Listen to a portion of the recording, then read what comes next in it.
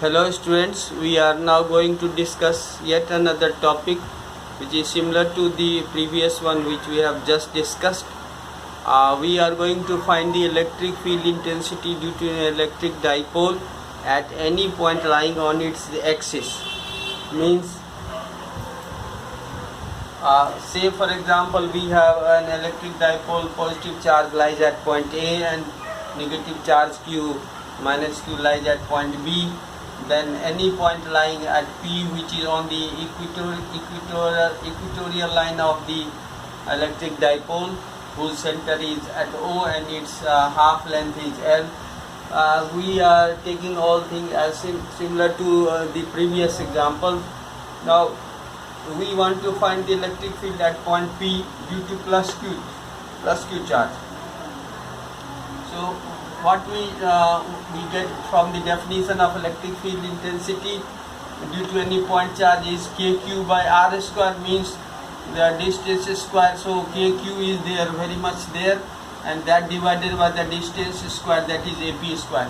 But from the figure you see, from the right angle triangle, you see this distance is L and this distance PO is X, so that means value of AP square will be X square plus L square, so that we have written over there.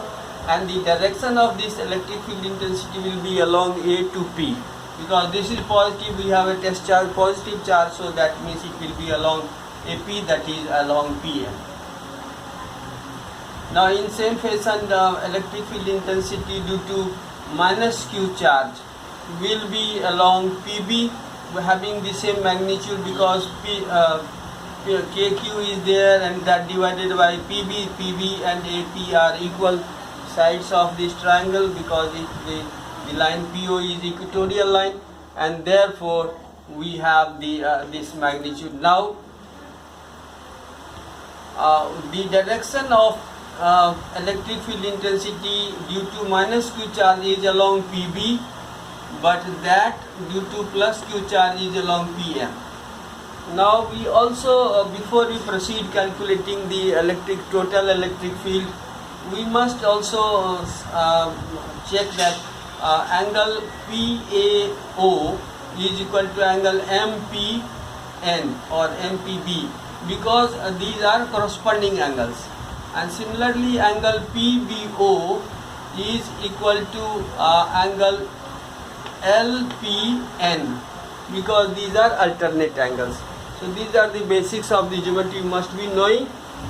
And also from this triangle, right angle triangle, we can have cos theta is equal to base upon hypotenuse. Base is L and hypotenuse is AP. So we have cos theta is equal to L upon AP. And for the AP value we have L square plus X square whole under root. So that means cos theta we have calculated. Now knowing all these things, we are now in a position to find the resultant electric field of the electric dipole at any equatorial point.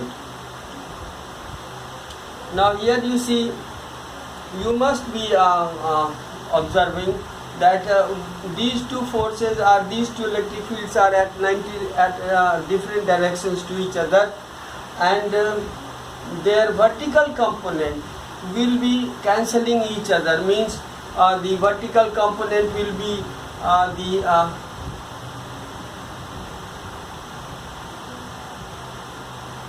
sin theta is equal to sin theta. So the vertical component, one will be directed downward and another will be directed upward. So the resultant, these two vertical components will cancel each other. These components will cancel each other. Now what will survive will the only horizontal components, means the EP plus Q cos theta and EP minus Q cos theta, both are along same direction, so they will survive, and therefore that will be the total electric field intensity at this point. And so since the magnitude of EPQ and magnitude of EP minus Q both are equal. Therefore, we can write at the resultant electric field at any point, equatorial point, will be twice the EP plus Q, because these two are having same magnitude. So 2 times into cos theta will be the resultant electric field intensity at point P due to an electric dipole,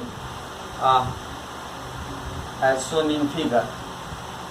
So now students, we have to calculate the resultant electric field, which is only due to the cos factor, so cos component, and therefore we put the value, the electric field at the equatorial point is twice the electric field due to Q plus Q, that is kQ by x square plus L square whole to the power 1 multiplied by cos factor, and cos value we have already calculated is L upon x square L square whole under root, that becomes L by x square plus L square whole to the power half, and of course this is along AB, because it becomes both are having same magnitude, so it will be passing through along the AB, parallel to AB.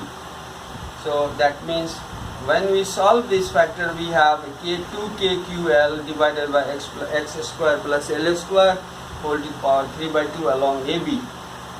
Now if we put the value of P, what is P is equal to K into Q into 2L, and that is always along BA from negative charge to positive charge. So that means if we want to feed here P, electric dipole moment, in vector form, then we must introduce a minus sign, because the direction of AB it will be opposite to the direction of BA, and therefore we have equatorial electric field at equatorial point minus Kp by x square plus L square whole to the power 3 by 2. So this is the total general expression for electric field intensity at an equatorial point due to an electric dipole. Now if we consider a case that x is much greater than L, in that case we can ignore the XL value here on, and we have we are left with x square to the power 3 by 2, so that becomes equatorial. For far equatorial point, we should introduce far equatorial point. It becomes electric field due to an electric dipole at far equatorial point is minus Kp by x cube. From this expression we see that equatorial point is anti-parallel to P always. Dipole moment, the direction of electric field due to an electric dipole at equatorial point is always anti-parallel to the electric dipole moment of that dipole itself.